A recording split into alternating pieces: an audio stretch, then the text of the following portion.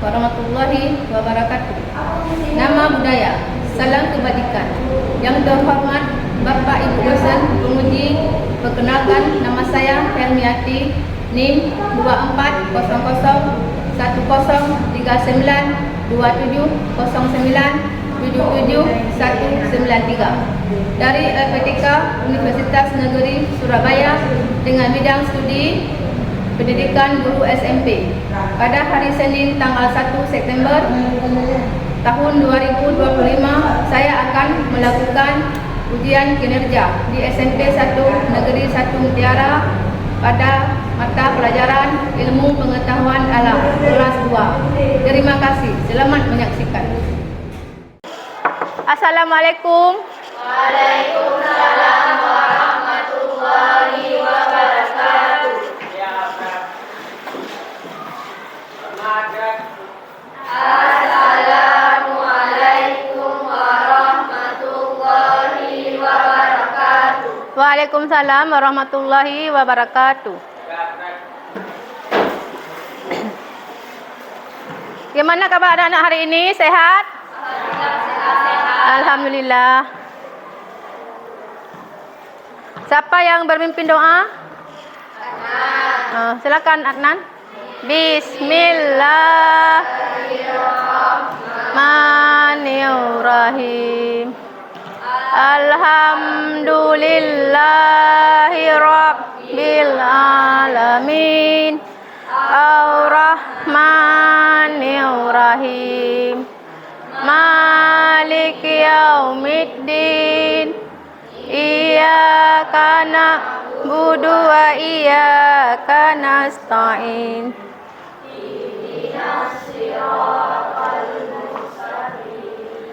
Siratal ladzina an'amta 'alaihim ghairil maghdubi 'alaihim waladdallin. Amin. Bismillahirrahmanirrahim. Rabbi israh li sadri wa yassirli wahlul 'uqdatam min lisani yafqahu qawli. Rikni ilman Rabbana atina fid dunya hasanah wa qina adzabannar.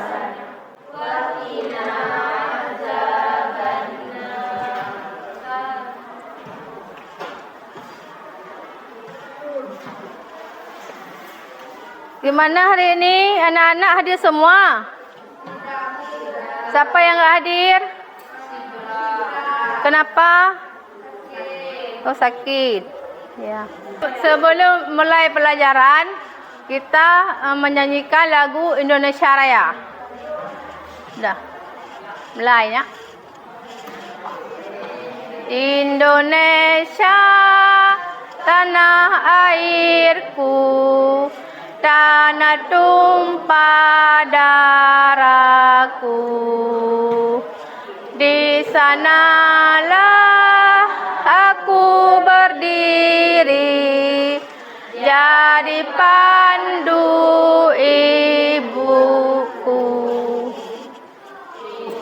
Indonesia kebangsaanku, bangsa dan tanah airku. Marilah kita berseru, Indonesia bersatu. Hiduplah tanahku, hiduplah negeriku, bangsaku, rakyatku semuanya.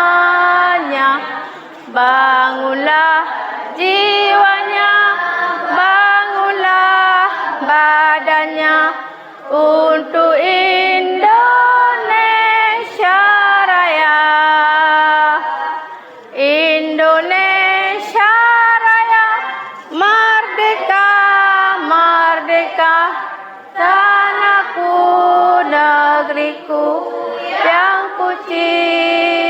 kita. Merdeka, merdeka, hiduplah Indonesia Raya. Dan selanjutnya, sebelum kita memulai pelajaran, kita speaking dulu, ya. Speakingnya tepuk semangat, dang dang ding dung, ding ding dang dang ding dung. Dah, mulai. Dah. Sekarang tepuk semangat, dang dang dang, ding ding ding, dung dung dung, dang dang dang, ding ding ding, dung dung dung. Aha aha ma, aha aha ngat, aha aha semangat.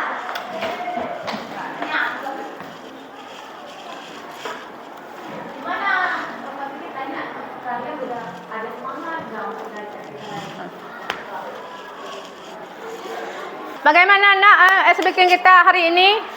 Semangat enggak? Semangat. Alhamdulillah. Hari ini sebelum kita melanjutkan pelajaran hari ini, sistem pencernaan makanan. Minggu yang lalu kita pelajaran apa? Masalah apa? Masalah sel. Ya kan? Apa yang dimaksud dengan sel? Sel adalah unit terkecil struktural penyusun makhluk. Iya. Betul sekali, tepuk tangan untuk Wina. Ya. Sekarang Ibu nanya kepada kalian, apa itu fungsi sel? Kelompok yang mana bisa menjawab fungsi sel? Iya, jawabnya.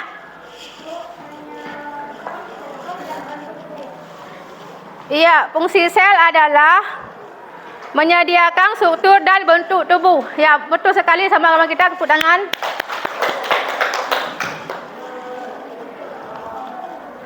Ini kan Ibu tanya pada kalian, mengapa kita perlu makan? Coba siapa yang bisa jawab? Iya. Kalau kita tidak makan, kita tidak mendapatkan energi. Karena kita mendapatkan energi dari makanan. Iya, betul. Tepuk tangan. Nak, kalian tadi pagi ada sarapan? Ada. Sarapan apa saja yang kalian makan tadi pagi? Nasi, ikan, sayuran, karbohidrat, protein, lemak, vitamin, dan mineral. Iya. Kegunaan makan untuk apa? Untuk menambah energi. Iya. Menjaga sehingga kita dapat beraktivitas dengan cukup. Makanan utama kita apa? Nasi. Iya. Kalau kita tidak makan nasi, perut kita terasa apa? Terasa lapar. Kalau tidak makan kita pusing, ya kan? Ya. Ada enggak kalian kalau tidak makan terasa pusing? Ada. Sekarang kita memasuki pelajaran masalah sistem pencernaan makanan pada manusia. Anak-anak sekarang perhatikan ke depan ya. Masalah sistem pencernaan makanan. Ya. Sudah perhatikan ke depan. Ini ada indikator pencapaian kompetensi. Dah, yang pertama menganalisis keterkaitan struktur organ pencernaan dan fungsinya. 2. Menganalisis proses pencernaan dalam tubuh manusia. 3. Membentuk model penyerapan pada usus halus. 4. Menyajikan hasil penyelidikan tentang pencernaan mekanik dan kimiawi. Coba lihat ke depan semuanya. Di sini ada tujuan pembelajaran. Nomor 1, siswa dapat menganalisasi keterkaitan struktur organ pencernaan dan fungsinya dengan benar. 2. Siswa dapat menganalisasi proses pencernaan dalam tubuh manusia dengan benar. 3. Siswa dapat membuat model penyerapan dan usus halus dengan tepat. 4. siswa dapat menyajikan hasil penyelidikan tentang pencernaan, mekanik dan kimiawi dengan ya. Selanjutnya, di sini ada zat ya. Ada zat makanan dan fungsinya. Yang pertama ada apa? Yang kedua? Mineral. Yang ketiga? Lemak. Yang keempat ada apa? Air. Yang kelima? Protein. Ya, ada protein dan vitamin. Yang pertama ada karbohidrat dan yang keduanya ada mineral. Ketiganya ada lemak, keempat ada air dan kelima ada protein dan ada vitamin. Di sini ada Struktur sistem pencernaan manusia. yang pertama ada apa? Ya. Yang pertama ada saluran pencernaan. Ada apa lagi? Ya. Nah, di sininya ada rongga mulut. Apa-apa saja di sana? Ada? Ya, ada gigi, ada apa lagi? Lidah, bibir bawah, langit-langit lunak. Ada langit-langit lunak dan ada ovula, tongsil dan lidah. Ada bibir dari bawah.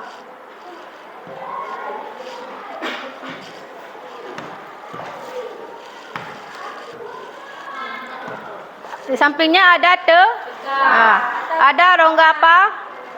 Rongga hidung. Ada apa lagi? Nasofaring. Ada apa lagi? Parafaring. Laringofaring. Selanjutnya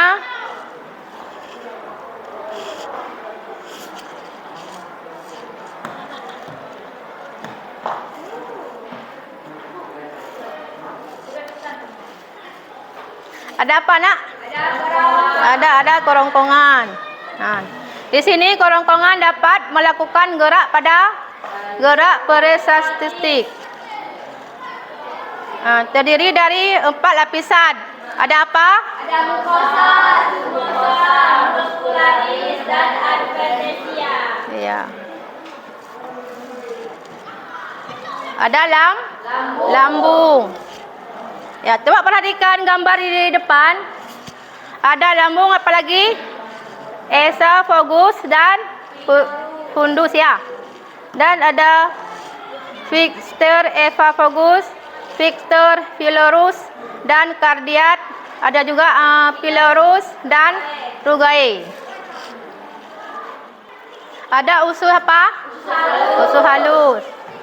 Ya, usus halus ada di dalamnya. Ada 2 denum. Di sampingnya ada apa? Jejunum. Ya, jejunum. Di bawahnya ada ileum. Coba lihat di sampingnya.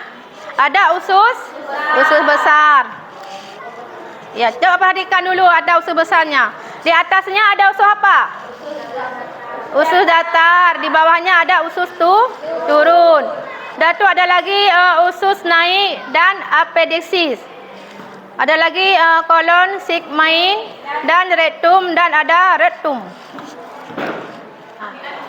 Anus, di anus ada terdapat berapa ya? Ada apa-apa saja? Itu otot tak sadar dan otot sadar. Iya.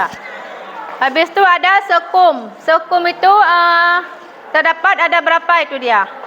Ada Katus eleosekam. eleosekam yang berfungsinya Mencegah makanan masuk kembali ke usus besar. iya. Dua ada kelenjar pencernaan. Iya. Di sini ada hati apa lagi? Hati menghasilkan empedu. Ya. Apa yang disebut dengan hati? Di sini apa hati? Enggak ada. Kelenjar usus.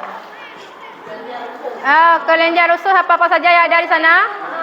Banyak enzim. Salah satunya amilase, peptid, Yap. oksigen, lipase, isomerase, fosfatase dan Ekronisasi. Di sini ada pencernaan secara mekanis dan kimiawi. Untuk lebih jelas, kita melihat video. Proses pencernaan pada dasarnya terbagi menjadi 4 tahap. Apa saja 4 tahap tersebut? Yang pertama adalah ingesti. Ingesti adalah proses di mana kita memasukkan makanan ke dalam rongga mulut. Kemudian setelah ingesti dilanjutkan dengan tahap yang kedua yaitu digesti, di mana makanan yang sudah kita kunyah di dalam mulut akan dicerna oleh organ-organ pencernaan kita. Untuk apa dicerna? Karena pada tahap yang ketiga yaitu absorpsi, sari-sari makanan hasil pencernaannya akan diserap. Setelah itu, sisa atau ampas pencernaan akan dibuang melalui proses defekasi lewat lubang anus.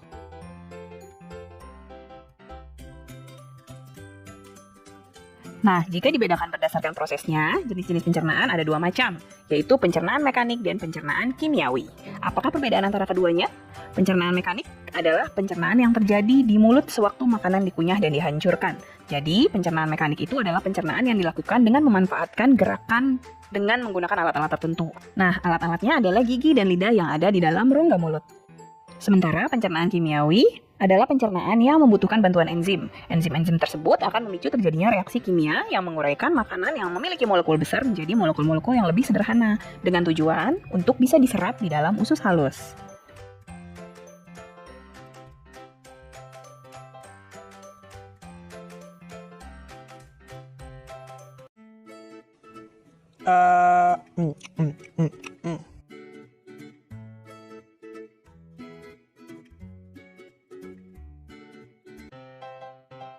Hai semua, namaku Riko. Ini adikku Siva.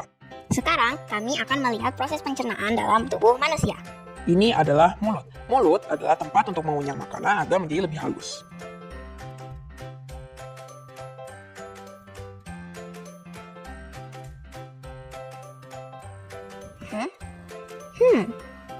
Kita ada di mana, Kak? Kita ada di esofagus. Esofagus adalah tempat di mana makanan jalan untuk memasuki perut. Makanan-makanan yang masuk ke esofagus akan berubah menjadi bolus. Sekarang kita ada di lambung.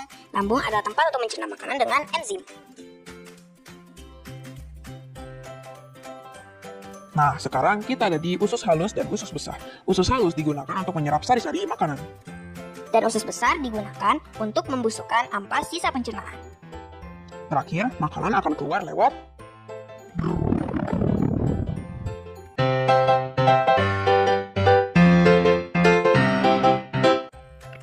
Nah, sebelum kita pelajari satu persatu organ-organ pencernaan manusia, perhatikan dulu gambar ilustrasi organ-organ pencernaan manusia di samping. Organ pencernaan yang paling pertama adalah rongga mulut. Setelah makanan masuk ke rongga mulut, lalu dikunyah dan ditelan, makanan tersebut akan masuk ke dalam saluran esofagus. Saluran esofagus panjangnya sekitar 25 cm pada orang dewasa. Dilanjutkan masuk ke dalam lambung. Di lambung, makanan akan dicerna secara kimiawi, lalu hasil pencernaannya akan diserap di dalam usus halus. Selanjutnya, ampas sisa pencernaan akan dibusukkan di dalam usus besar dan kemudian akan dibuang melalui lubang anus. Yuk kita bahas satu persatu organ-organ pencernaan tersebut.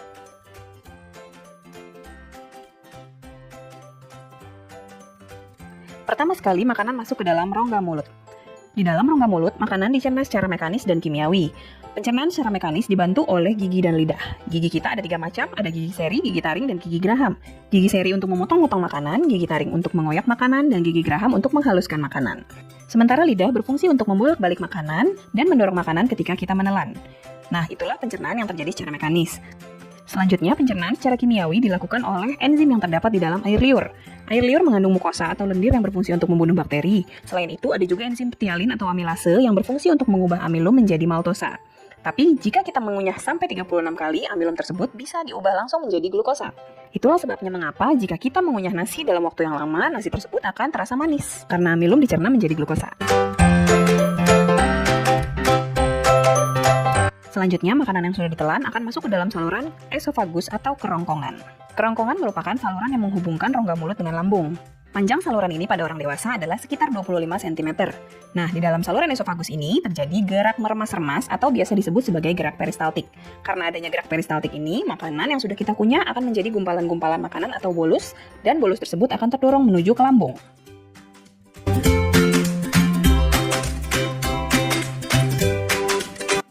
Berikutnya, dari kerongkongan, makanan akan masuk menuju ke dalam lambung. Lambung menghasilkan getah-getah lambung untuk proses pencernaan secara kimiawi. Lambung manusia terletak di perut bagian atas sebelah kiri. terletak di antara kerongkongan dan duodenum. Makanan akan dicerna di dalam lambung setidaknya 2 jam sebelum disalurkan ke dalam saluran pencernaan berikutnya. Ukuran lambung dapat berubah-ubah sesuai dengan postur tubuh manusia dan seberapa banyak makanan yang ada di dalam lambung pada saat kita makan. Nah, apa saja getah-getah lambung?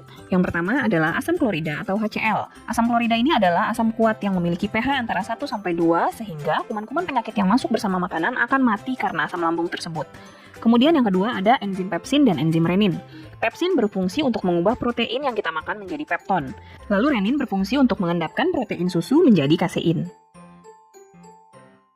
Pencernaan yang terjadi di lambung berlangsung setidaknya 2 jam atau paling lama sekitar 4 jam. Bolus yang berasal dari esofagus akan diubah di dalam lambung menjadi bubur kim atau kimus, lalu sedikit demi sedikit masuk ke dalam usus 12 jari. Proses pergerakan makanan di dalam lambung diatur oleh otot-otot melingkar yang terletak di antara lambung dan usus 12 jari. Otot tersebut dinamakan sfinkter.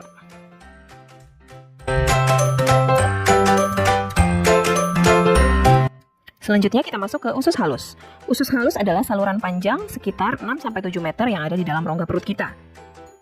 Usus halus terbagi menjadi usus 12 jari atau duodenum, lalu usus tengah atau usus kosong dengan nama lain jejunum, dan usus penyerapan atau nama lainnya adalah ileum. Di dalam usus halus terjadi pencernaan secara kimiawi oleh enzim-enzim. Pencernaan kimiawi tersebut terutama terjadi di dalam duodenum, di mana duodenum memiliki 2 saluran yang menuju ke pankreas dan empedu. Jadi getah empedu serta getah-getah pankreas akan dimasukkan ke dalam duodenum untuk membantu proses pencernaan yang terjadi di dalam duodenum. Selain itu, duodenum pun menghasilkan enzim-enzimnya sendiri. Selanjutnya, pada usus halus bagian jejunum atau usus kosong, terjadi pencernaan terakhir sebelum makanan diserap di ileum. Selanjutnya, sari-sari makanan hasil pencernaan yang terjadi di duodenum dan jejunum akan diserap di ileum. Nah, enzim apa sajakah yang bekerja di dalam duodenum? Di duodenum terdapat enzim-enzim yang disekresi oleh pankreas dan juga enzim-enzim yang disekresi oleh duodenum itu sendiri. Enzim-enzim yang disekresi oleh pankreas adalah enzim lipase, enzim amilase, dan enzim tripsin. Selain itu, duodenum juga mensekresi enzimnya sendiri, yaitu erepsin, amilase, dan juga lipase. Enzim lipase berfungsi untuk memecah lemak menjadi asam lemak dan gliserol. Kemudian enzim amilase berfungsi untuk memecah amilo menjadi glukosa, dan enzim tripsin memecah protein menjadi asam amino. Selain enzim-enzim yang dihasilkan oleh pankreas, duodenum juga menghasilkan enzim-enzim sendiri, yaitu lipase yang juga memiliki fungsi yang sama dengan lipase pankreas, amilase juga memiliki fungsi yang sama dengan amilase pankreas, dan erepsin yang juga berfungsi sama dengan tripsin pankreas, yaitu mengubah protein menjadi asam amino. Setelah karbohidrat, lemak, dan protein dicerna di dalam usus halus, sari-sari makanan yang terbentuk akan diserap oleh fili-fili atau jonjot-jonjot usus yang ada di ileum, kemudian dibawa oleh pembuluh kapiler ke seluruh tubuh dan hati.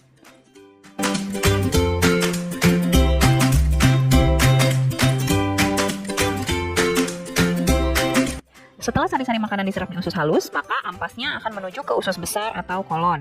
Berdasarkan posisi dan arahnya, kolon dibagi menjadi 3, yaitu kolon ascendent, yaitu kolon yang naik, lalu kolon transversum, yaitu kolon yang mendatar, dan kolon descendant, yaitu kolon yang turun.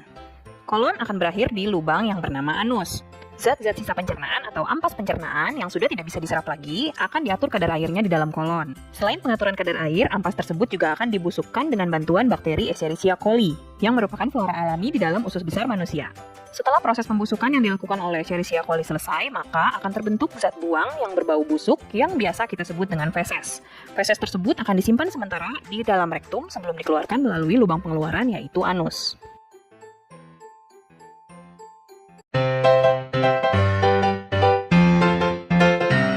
Selain organ-organ dan saluran pencernaan yang tadi sudah kita bahas, ada pula beberapa kelenjar yang berperan penting dalam proses pencernaan, yaitu hati, pankreas, dan empedu. Fungsi hati dalam proses pencernaan adalah untuk menghasilkan getah empedu, di mana getah empedu bermanfaat dalam proses pencernaan lemak. Kelenjar pankreas menghasilkan enzim-enzim pencernaan yang dilepaskan ke dalam usus 12 jari atau duodenum. Enzim-enzimnya adalah amilase, lipase, dan tripsin. Amilase berfungsi untuk memecah amilo menjadi glukosa, lipase berfungsi untuk memecah lemak menjadi asam lemak dan gliserol, sedangkan tripsin berfungsi untuk memecah protein menjadi asam amino. Kantung empedu adalah kantung yang berfungsi untuk menampung getah empedu yang dihasilkan oleh hati. Getah empedu tersebut akan disalurkan ke duodenum untuk mengemulsikan lemak. Getah empedu mengubah lemak menjadi emulsi lemak agar lipase dapat mencerna emulsi lemak tersebut menjadi asam lemak dan gliserol.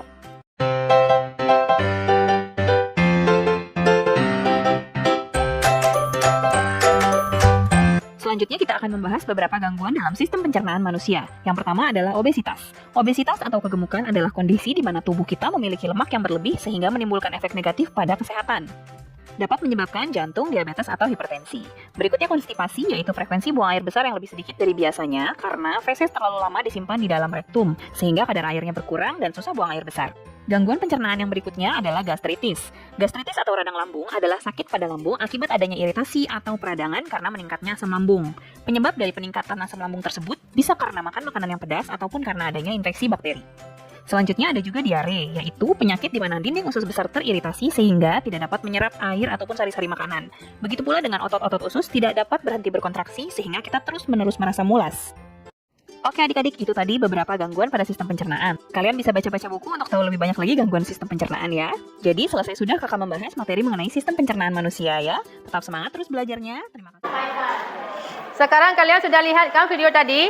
Nah, sekarang ibu akan membagikan kelompok. Yang pertama ada kelompok hati. Ya. Ini lambung. Itu kerongkongan, ini mulut ya. Sekarang ibu membagikan LKPD. Ini dikerjakan berkelompok.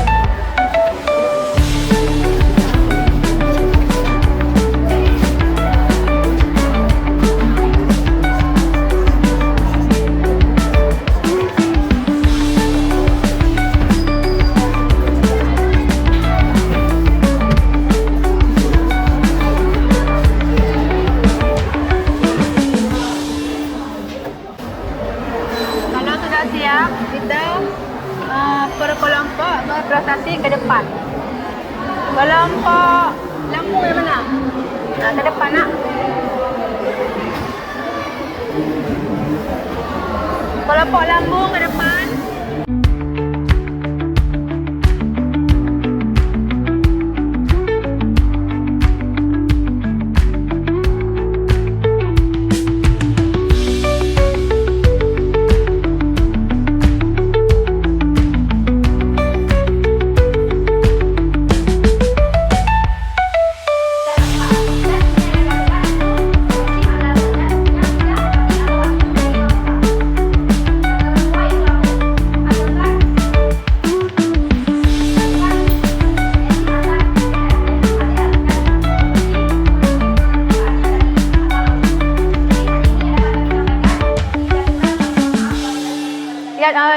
Tepuk tangan untuk kelompok lambung.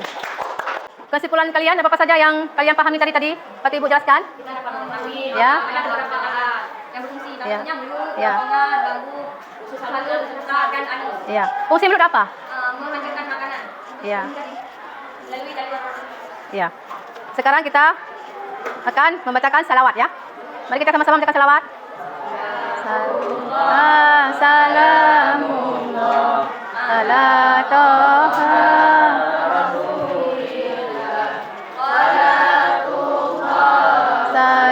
salatullah ala Yasin Habibillah Tawasalna bismillah wa bihadi Rasulillah sakulli mujahibilillah diakhir hadiya Allah. Sudah siap kita belajar hari ini. Minggu ke depan kita ketemu kembali ya.